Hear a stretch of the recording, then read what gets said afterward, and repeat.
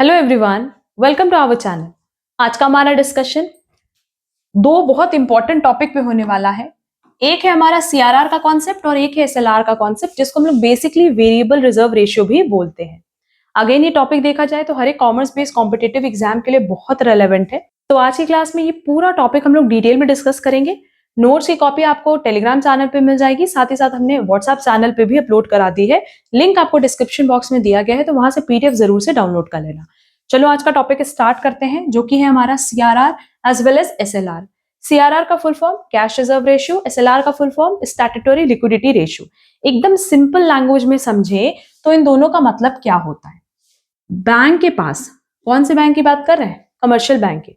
Commercial bank के पास जो demand deposit होता है प्लस टाइम डिपॉजिट होता है। दो तरह के डिपॉजिट की बात करें, एक डिमांड डिपॉजिट और एक टाइम डिपॉजिट। होपफुली दोनों का डिफरेंस आप लोग समझते होंगे। डिमांड डिपॉजिट मतलब जो हमारे सेविंग अकाउंट पे बैलेंस है वो हम किसी भी पॉइंट ऑफ टाइम पे विड्रॉ कर सकते हैं, but on the other hand time deposit is like fixed deposit, FD, RD, जो कि एक पर्टिकुलर टाइम के लिए डिपॉजिट किया जाता है और उसके बाद ही वो पैसे आप बैंक से निकाल सकते हो। ठीक है, तो हम ये कह रहे हैं कि कमर्शियल बैंक के पास ये जो डिमांड डिपॉजिट है और टाइम डिपॉजिट है, इसका कुछ परसेंटेज उनको कैश के फॉर्म में मेंटेन करना पड़ता है सेंट्रल बैंक के पास। किस फॉर्म में मेंटेन करना पड़ता है? कैश फॉर्म में, जिसको हम कहते हैं कैश रिजर्व रेशियो। तो स्टैट्यूटरी लिक्विडिटी रेशियो क्या है? Again demand deposit and time deposit का कुछ परसेंटेज कमर्शियल बैंक को मेंटेन करना होता है in the form of liquid asset. ये लिक्विड असेट क्या है? ये लिक्विड असेट है आइदर कैश, गोल्ड और any type of government securities. Clear?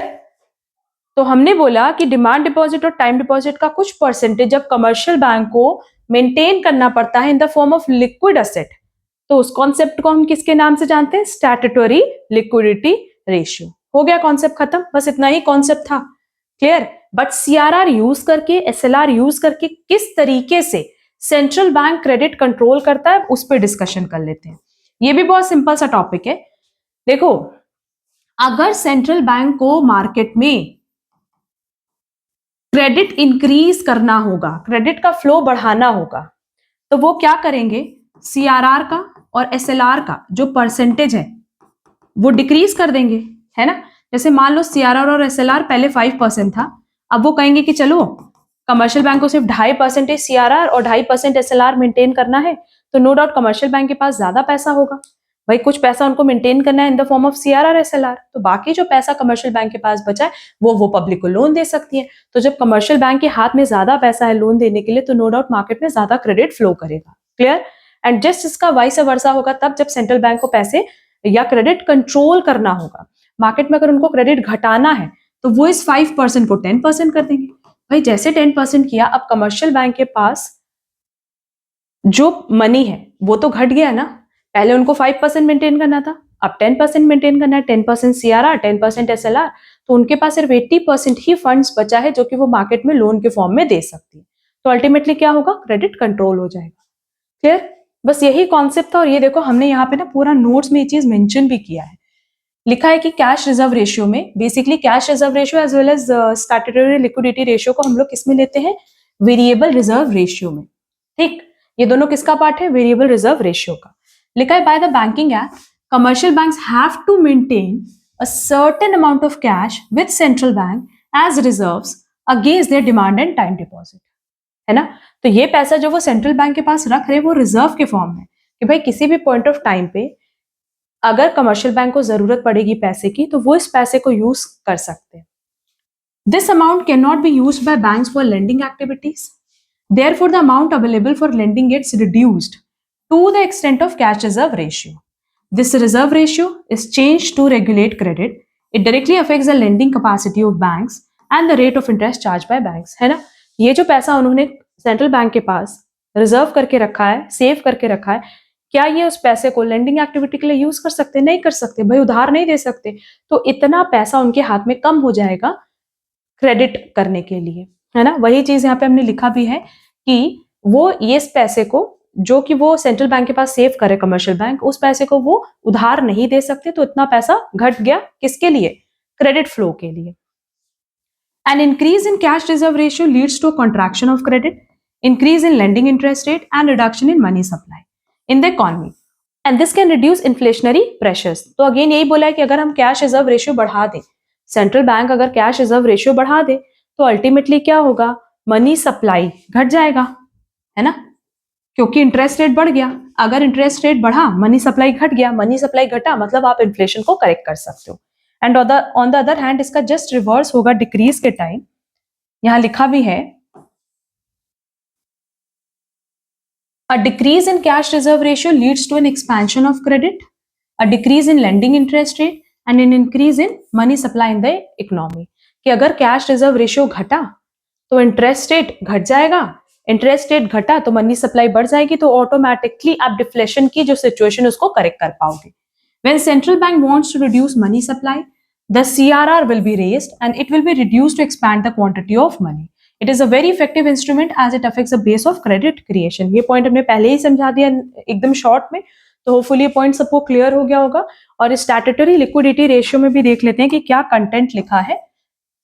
वही कंटेंट है वैसे जो कि हमने बताया है। यहाँ लिखा हुआ है कि in addition to CRR the commercial banks have to maintain a certain percentage of their total demand and time deposit with the RBI in the form of liquid assets, that is in the form of cash, gold, and in approved securities. This is known as statutory liquidity requirement. Clear? आगे देखो, वही चीज लिखा हुआ है कि अगर market में क्रेडिट का फ्लो बढ़ाना है तो उस केस में आपको SLR कम करना होगा and vice versa. This amount is kept in reserve to invest in government securities, as every commercial bank has to make these investments. Hence, it is not available to bank for lending purposes. ये जो पैसा है वो कहाँ invest होगा, government securities में, क्योंकि वो सिक्योर्ड होती है, वहां से रिटर्न फिक्स है आपका, एंड इस पैसे को कमर्शियल बैंक लेंडिंग पर्पस के लिए यूज नहीं कर सकती.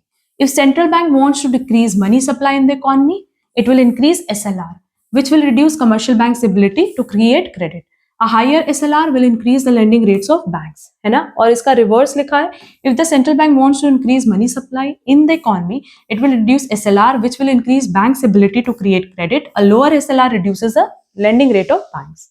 Clear? तो इसको बहुत डिटेल में हम इसलिए डिस्कस नहीं करें क्योंकि हमने ऑलरेडी इसको पहले ही समझा दिया था कि अगर हम SLR की बात करें तो अगेन SLR एक तरह का ऐसा क्रेडिट मेजर है जिसको सेंट्रल बैंक यूज करती है सो दैट वो क्रेडिट पॉलिसीज को कंट्रोल कर सके. अगर वो चाहती है कि मार्केट में मनी सप्लाई बढ़ाना है तो SLR कम कर देगी, अगर मनी सप्लाई घटाना है तो SLR बढ़ा देगी. क्लियर? क्योंकि ऐसा करने से कमर्शियल बैंक के पास लेंडिंग के लिए, मतलब उधार देने के लिए कम पैसे बचेंगे. तो जब वो कम पैसा होगा, उनके पास कम अमाउंट होगा लोन देने के लिए, तो अल्टीमेटली क्या होगा, क्रेडिट कंट्रोल हो जाएगा. क्लियर? तो ये कॉन्सेप्ट था related two variable reserve ratio. Again CRR SLR बहुत इंपॉर्टेंट टॉपिक है एग्जाम पॉइंट ऑफ व्यू से, तो उसको बहुत अच्छे से कवर कर लेना. एक बार नोट्स डाउनलोड करके वहां से रीड कर लेना, और स्टिल अगर कोई भी डाउट रह जाएगा तो कमेंट बॉक्स में कमेंट करके जरूर पूछना.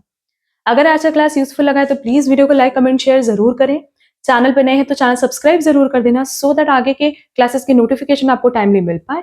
अब हम लोग मिलेंगे हमारी नेक्स्ट क्लास में. आज के लिए बस इतना. Thank you so much.